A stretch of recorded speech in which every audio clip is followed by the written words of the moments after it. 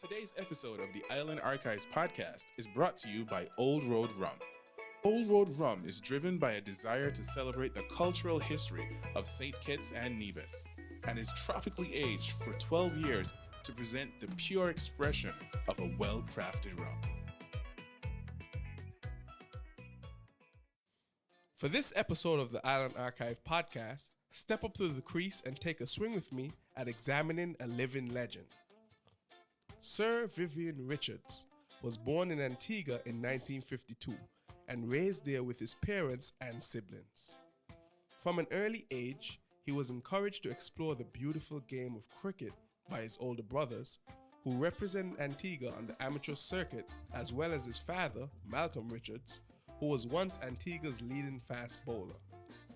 Richards' father and Antiguan captain in Leeward Island Select, Patrick Evanson, who was a neighbor and family friend, trained him early in his journey. In 1973, Richards' talents were spotted by Len Creed, who was the vice chairman at Somerset County Cricket Club, one of the first-class county clubs within the domestic structure of England. This led to him relocating to the UK, where Creed had brokered a deal for him to play at Lansdowne Cricket Club, which was a smaller club in the Somerset area. However, Richard was a part of the second 11, so he took a job as a groundsman for the club to make ends meet until he could get his career to the next level. He was eventually promoted to the first team, where he finished the season top of the squad in batting averages and was offered a 2-year contract at Somerset, making his debut for the side in 1974. That same year, Richard made his Test match debut for the West Indies against India. In his earlier years, he built a reputation as a powerful opening batsman, scoring 192 without loss in his second Test. He helped the Windies to secure the Cricket World Cup in 1975 and 79, all while continuing his dominance at Somerset. Apart from his achievements on the pitch, Richards attained widespread popularity for his stance on social issues, which he demonstrated many times throughout his career. A famous example was exhibited in 1983 when he made a massive statement against apartheid.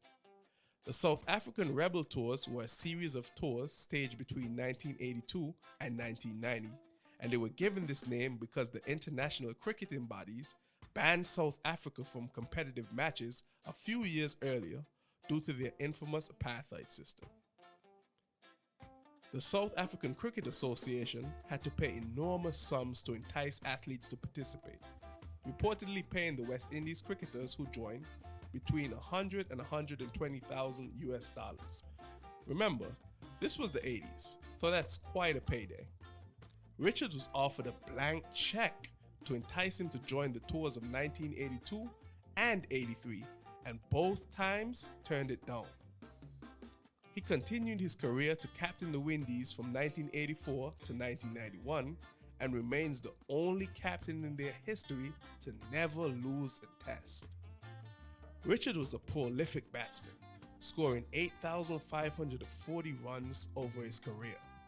His playing style has commonly been described as destructive, powerful, and explosive, while stories of his ironclad will to win are often told, especially in reference to his captaincy. Sir Vivian Richards was one of the greatest international ambassadors of the region, and his attitude and swagger make him a perfect candidate to be recognized in the Island Archive. The Island Archive podcast is a Pelican Media Group production and is brought to you by Old Road Rum. To hear more, log on to www.islandarchive.com or check us out on all streaming platforms.